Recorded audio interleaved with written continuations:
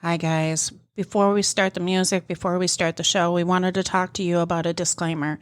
It is important that you guys know that we are not medical professionals on this topic. We are just sharing our stories and signs of what could occur when you are having problems with mental health. With that,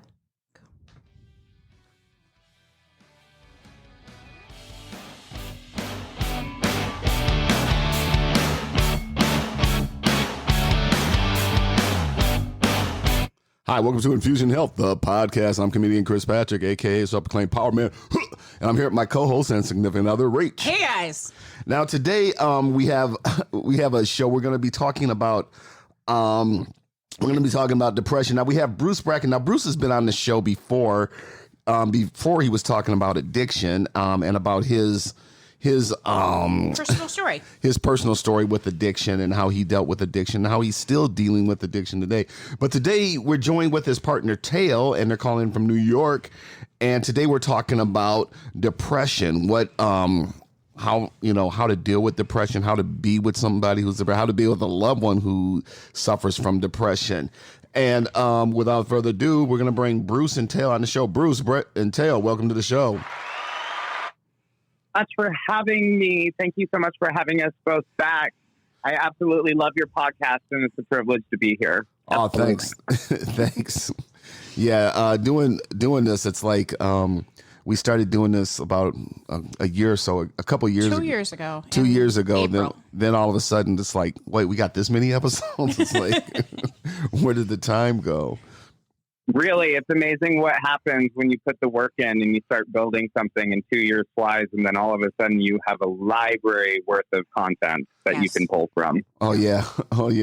So today we're talking about, now you've talked to us before about your own personal journey with addiction, but can you tell us about what you're going through, or what you've went through, or what you're going through with depression? Yeah. So I am diagnosed bipolar 1 and ADD and a whole bunch of a plethora of other mental health diagnoses. But the one that really has affected my life in a big way definitely is my bipolar depression. And I was diagnosed at the age of 11 or 12. It was many years ago, so I don't really remember that they were doing it at a young age, because I could not get my kids diagnosed with any kind of depression until they're like, well, legally we can't do this until we're 18. So that's beautiful that they found it at a young age. Yeah, I was pretty fortunate. Thank you for acknowledging that. I really hope that anyone out there who is struggling with their mental health realizes that there is so much help out there for them. And I was just, I was graced by a higher power that was able to provide those resources for me and provide a little bit of extra help that I needed. With me specifically, my mental health has truly held me back in so many different ways. And I, with being bipolar 1, I have, before I was placed back on my bipolar medication, there was a decade there where I was not on my medication. And there were many manic episodes that I was experiencing, and self-medicating with drugs and alcohol and other things, thinking that would be the resolution to my problem, let alone come to find out that just made it so much worse for me. Thank you for sharing that. Yeah, I was just about to ask that, because so many people self-medicate, and not with naturopathic medicine like I do myself, but in very toxic ways, and they don't understand that it's toxic until they're too far deep. Okay, well, exactly. You said you were bipolar. Well, first of all, what exactly? Well, you said bipolar 1. Is there like bipolar 2, bipolar 3, and what exactly is bipolar? So, yes, there's bipolar 1 and bipolar 2, and then it branches out into different diagnoses of manic depressive and depressive orders. And for me, bipolar 1 is a it's more of a gradual mood swing rather than it is a rapid cycle mood swing. Where I have experienced both, but I definitely tend to lean towards a bipolar 1 side. So when I am entering a stage of depression or mania, it lasts for several days of going up and down in my moods, of the pendulum swing from being okay to not okay.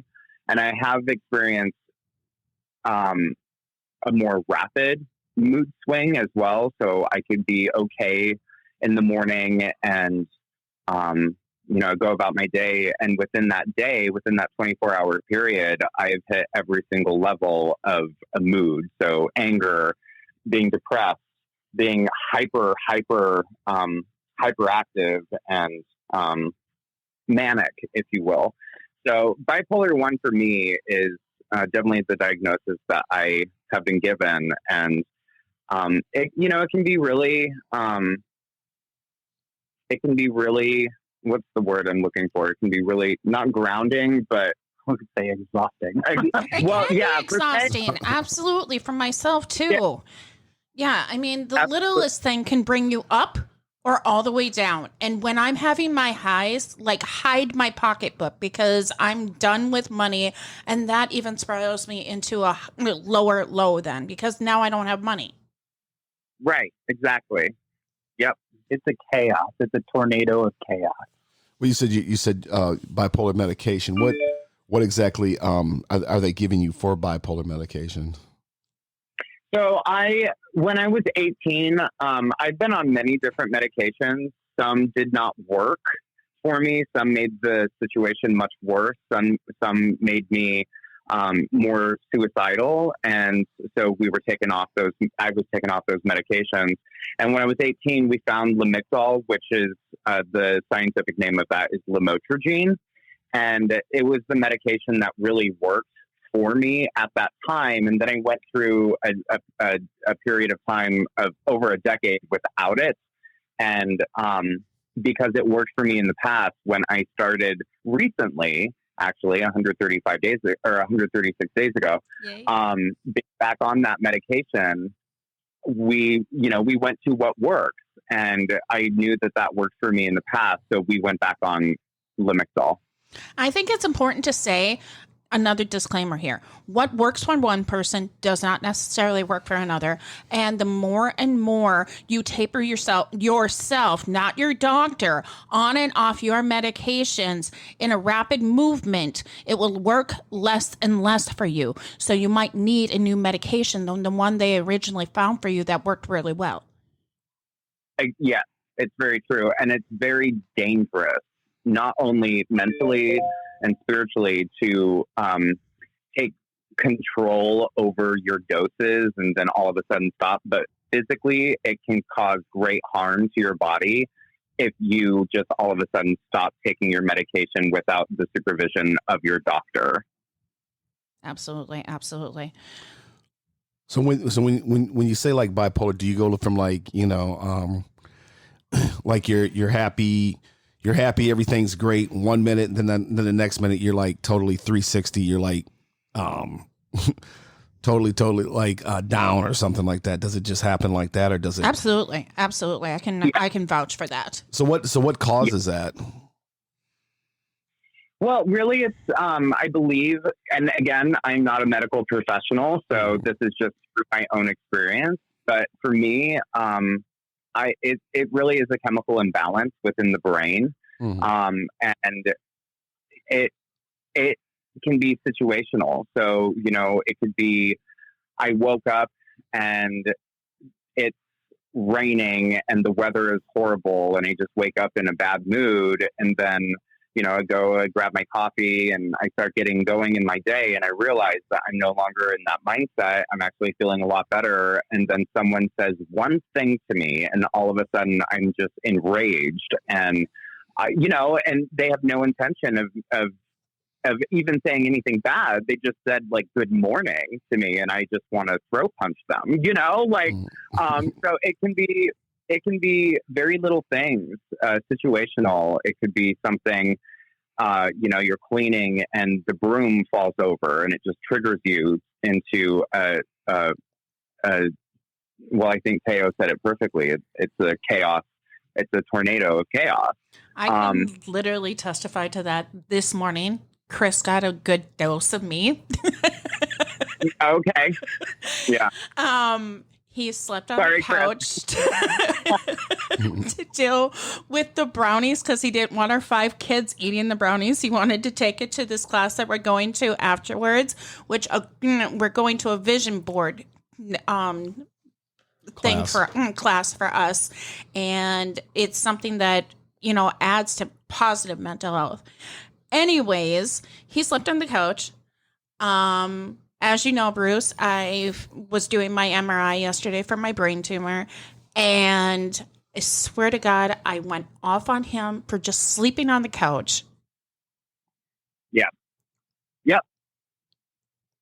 Yeah. But again, I'd like to jump in here. It's never really about the thing that is the trigger, right? Mm-hmm. That's not really what it is. No. Yeah. The problem is the manic depression, the chemical imbalance, whatever it is. So regardless of what the trigger is, it really is the disorder. It has nothing to do with the situation or the thing that happened. It's everything to do with that chemical imbalance in our brain. And I think it's important for the partners and the loved ones, the people that surround the person that's suffering. It can help for your own mental health to acknowledge for yourself that that's not really what it's about. Yeah. It can save you a whole lot of emotional turmoil to be looking at the person you love, looking at their disorder and saying, that's the disorder, that's not the person. Right. Mm-hmm. And then this was that Teo that was talking? Yep. And Teo, you are, for the listeners, you are? Bruce's partner. Bruce's partner, okay.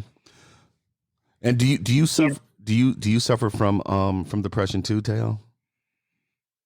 In a different way. So I'm so glad that there's so much talk about mental health now that there didn't used to be. Because when I was suffering through depression, it was at a time when you were not allowed to talk about those things. Those were the dirty secrets that you kept from the outside world, lest the family be shamed because of, what you're going through. So I suffered more acute episodes of depression when I was in my teens and 20s, where they would last for months. And the symptoms of not being able to get out of bed, of feeling guilty for feeling the way that I did, for having a hard time identifying the emotions that I was feeling because they were complex and I didn't think that anybody could understand.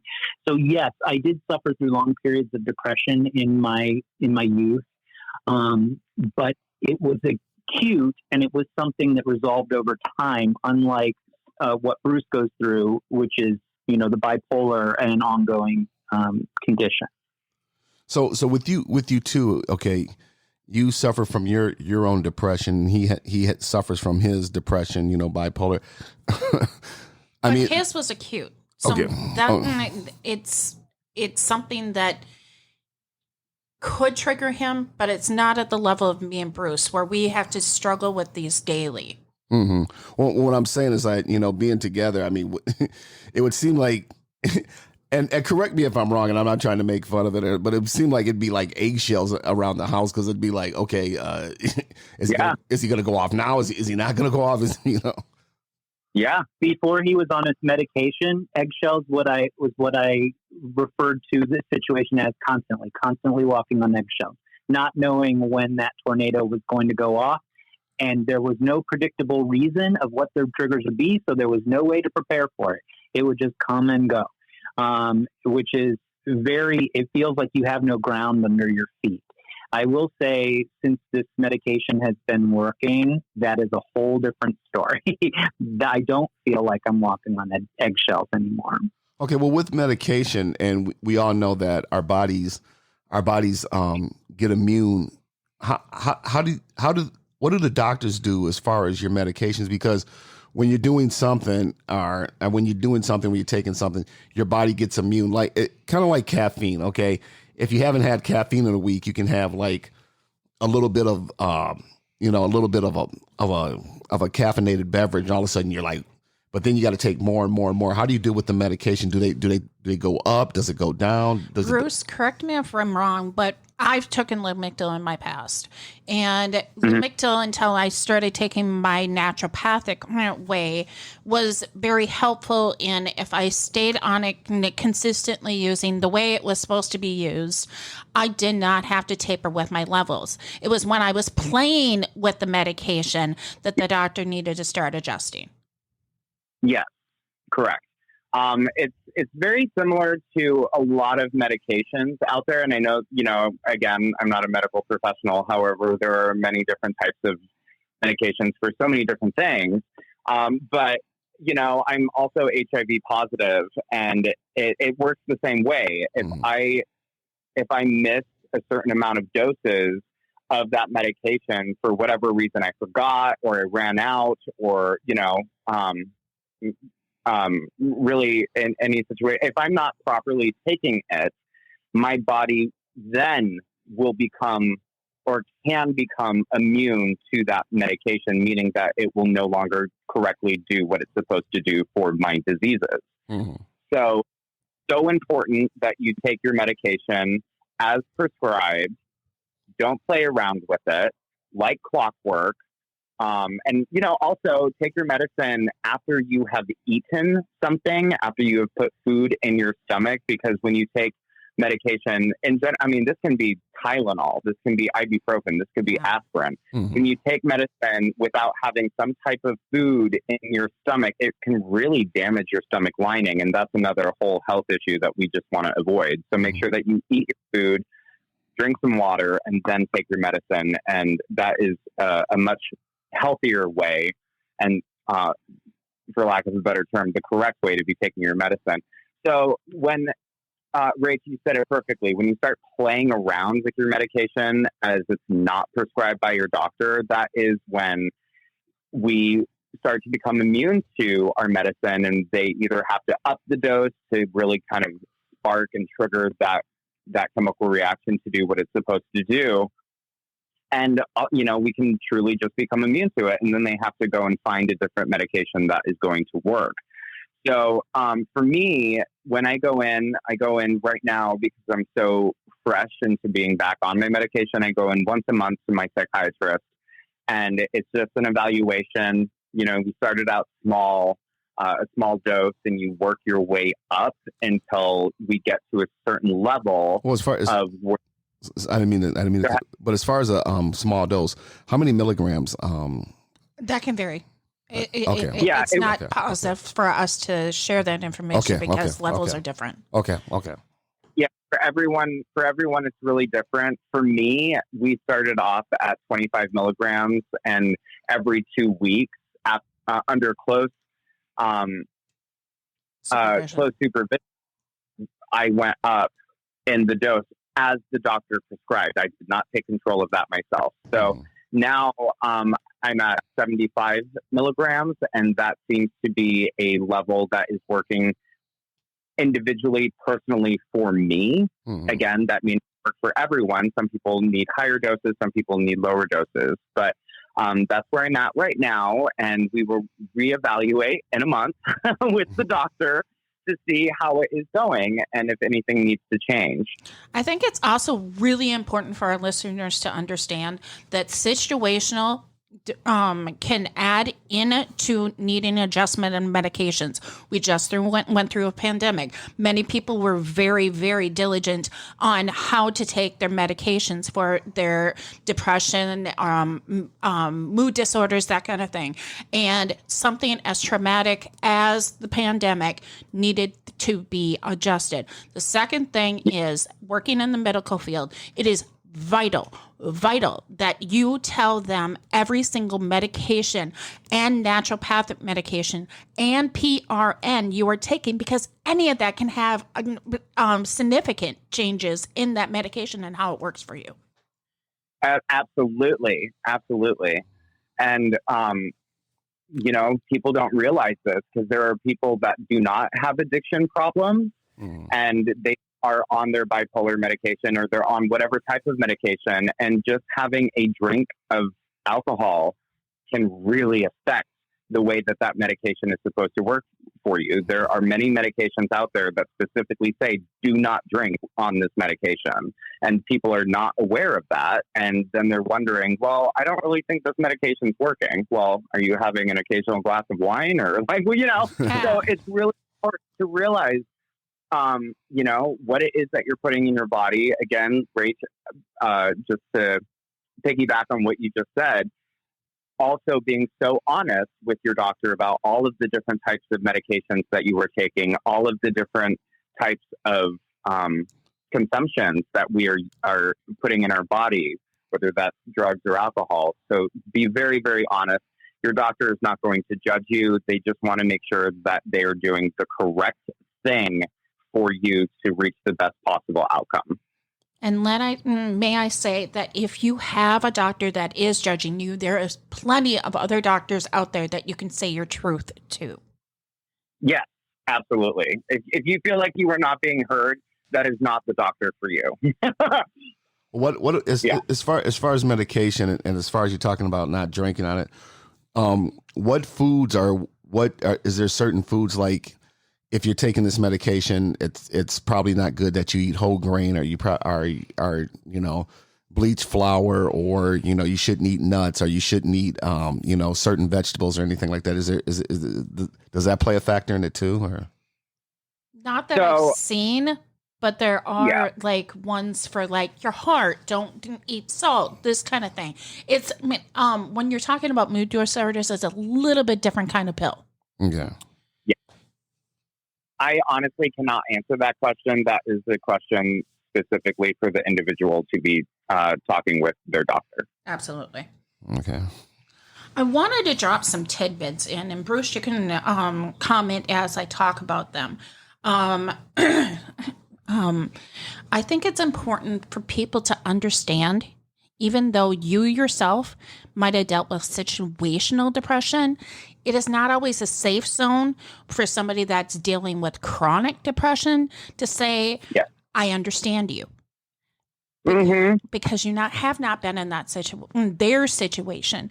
You have not lived their life. And my most important quote when I'm talking to my patients and I've told them a little bit story of me, they're like, well, I was complaining about that and you got to deal with all this. I think my most important quote that I could say is, excuse me, that what I deal with is my level of stress, where for you are your own personal person. That might be your personal stress. That might be your personal fall.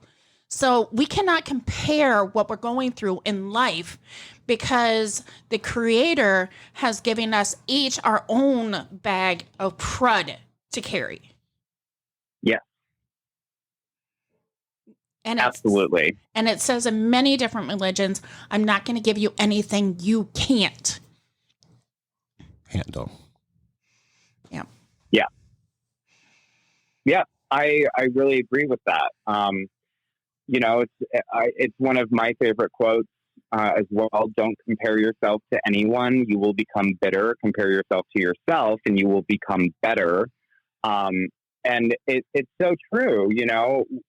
We may or may not know anything of what another individual is going through at that certain time or in any time. We really can't compare that because we're not in their head. We don't know what they're thinking. We don't know what they're truly feeling.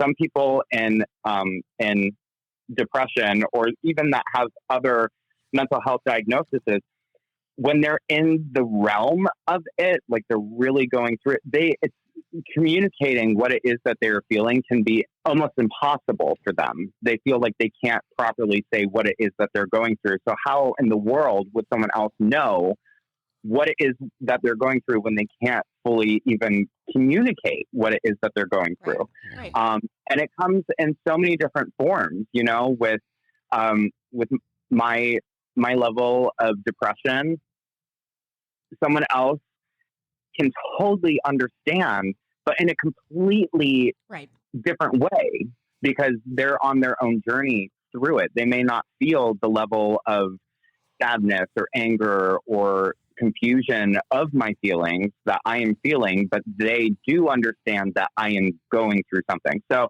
I think that's important to say too. Instead of, I understand what you are going through, Mm-hmm. changing that dialogue into, I understand that you are going through something and I am here for you. Absolutely. And I'm listening to you to help you better get through this, rather than just saying, oh, I totally understand what you're going through. Well, no, you really don't. Right. You're not in. One of the things I tried to say to you, and I don't know if you remember this or not, but I when you were in the worst throes of the depressive side of the bipolar, I said to you, I know this is hard and I can't understand what you're going through, but I know this is hard and I know it's hard for you. That way you can be supportive of what you are seeing in the person in front of you, your partner, your loved one, whoever it may be, without making the assumption that you know, because you're not in their head. Right. Mm-hmm. Yeah. I think it's also important that I tell a little bit about my diagnosis. And when I was diagnosed with bipolar, I had just had my last set of twins. So I had that to deal with. My grandma, that was very special to me, had just died.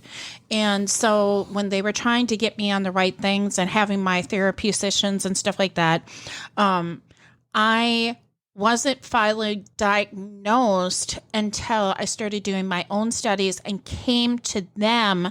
Now, I did this with a book, not a Google search, falling down the rabbit hole.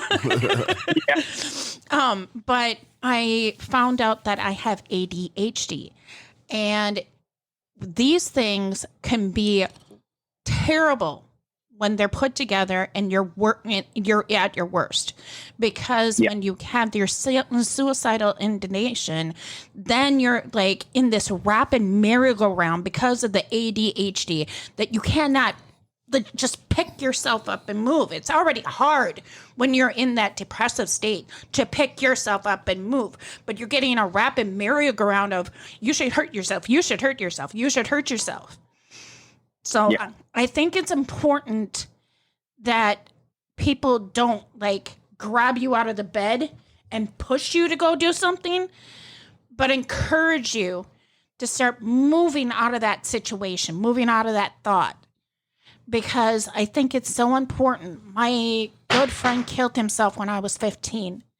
And I think the most thing that we learned from all that education afterwards was minute by minute, hour by hour, day by day, month by month, find that one thing that's going to make you happy, make you push yourself to that next time.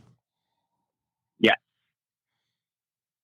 Yeah. I think that's very important to be said. Kind of going back to, people may or may not understand what it is that we're going through, and they just see us hurting and they want to help. They do, and it's great. It's with good intention. They mean to help us. They mean well, but they don't truly understand that it actually might be very dangerous for us to get out of bed in that day, or, and I think it's important to realize for people who are going through chronic depression, where they truly can't get out of bed for a day or 5, or even longer, because I've had those spells where I can't get out of bed for, oh my gosh, days, weeks. Yeah.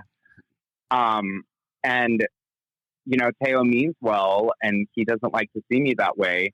And he too has tried to be like, okay, let's, you can't be in bed, and it's the only thing I know how to do in that moment. It's the only safe place that I know. This is where I know I'm not going to, let alone hurt myself, but I'm also not going to pick up alcohol if I stay in bed. And if I pick up alcohol, I'm just going to go down the barrel even farther, and it's going to make things worse because alcohol, weed, all of those, they're depressants. And if I'm already depressed, it's not going to help the situation at all. It's going to make me more depressed. And I think that's something that Teo has learned too, that sometimes that's just where I need to be. But there's the other side of it too. Absolutely. If we're staying in bed and we're choosing to, and this is individual, this is totally based on the person's situation. Some of us are able to pull ourselves out of bed sooner than others, but be very, very careful that you're not enabling yourself to stay in bed so that you can continue feeling what it is that you're feeling. Absolutely. Because I can easily get stuck in that mindset where, well, this is what I need. Okay, but is that the truth? Like, go deep, go inward, go into yourself and truly figure out, is this helping me or is this enabling me to continue this cycle? Because if I let it go past a certain amount of days, I will stay in bed for weeks. Mm-hmm. And I saw that one, there was a specific episode where Bruce had been in bed for well over 5 days and had not moved. And I said to him, you can continue this if this is the safest thing for you. Right. I think that's important. Yeah. But I said, or you may know that getting up and moving is a step in the right direction. And it is not going to instantly make you feel better, and it is not going to relieve you of the symptoms of your depression, but it will be a step towards something that is towards wellness and towards health. And I will walk alongside you, and we don't have to talk because I can tell that you don't have the energy to talk. We can literally just walk to the mailbox and come back. And I will be by your side and we'll walk there. And then you can get back in bed if that's what you want to do and that's what's safest. So if you'd like to do that, I will walk with you to the mailbox. And we got up and it's not right away. It took him, an hour or two before you decided that you would be willing to do that. No, I think that's important to stay because I've definitely seen it in my children where as a mother, I don't want them to feel that. But there's a strong truth that it's generational. This stuff is generational, right? There's strong links. Now, you might be one of the beautiful ones that never got what your family got, but there's other ones. And unfortunately, a lot of my children got different kinds. Anxiety, panic, just the whole gamut. And Teo, I have a question after I say what I have to say. For myself, I want to run and hug them, but sometimes that just feels like needles to them. Like, don't touch me. And 10 minutes later, they're coming over and wanting their mother cuddles. Teo, and no offense, Bruce, because I know how I would react. Were you concerned about Bruce yelling at you in that moment? And were you ready to come back and have the same conversation? Yes, but only because of the numerous times that I've been through that. Sure. So I've been around over the course of my life, besides my own situational struggles, I've been around people that struggle with very serious mental health issues many times in my life. So I've sort of become not immune, but accustomed to the irrational emotional outbursts. And it comes back to what I said before, is I used to take that really personally and it used to negatively affect my mental health. And what I have learned to do is to look past the moment where the chaos is happening and look at the person underneath. It is a simple switch, but it is an incredibly hard switch to make. But once you do make that switch, you can see the better the healthier version of that human being, you can see them just over the horizon. So it allows you to not take it personally when the irrational, chaotic, emotional outbursts happen. It's still hard, but it's not an impossible situation. So the fear that you mentioned about being yelled at, I know it might happen, but no, I don't fear it. Mm-hmm. Okay, well, this is we've come to the end of our show. We went over a little, but it's such an interesting topic, and like we said before, and like Rach said at the beginning of the show, please, if you're experiencing this, or you have any symptoms of this, or you think you have any symptoms of this, and you just aren't sure, please seek out professional help. Bruce and Tail, it was great. Bruce, it was great having you on the show again. Tail, we really do appreciate your insight and and helping people out there understand and know what it's about, what it's like to be with somebody who suffers from that, and don't leave and actually be there and be supportive. We really appreciate you being on the show, and thank you all for listening and joining us. And like we said before, please, if you have any symptoms of this or you think, please seek professional help. And I'll let Rach give her final thing, and we'll close us out. And Bruce, Tail, thanks a lot for being on the show. Thank you so much for having us.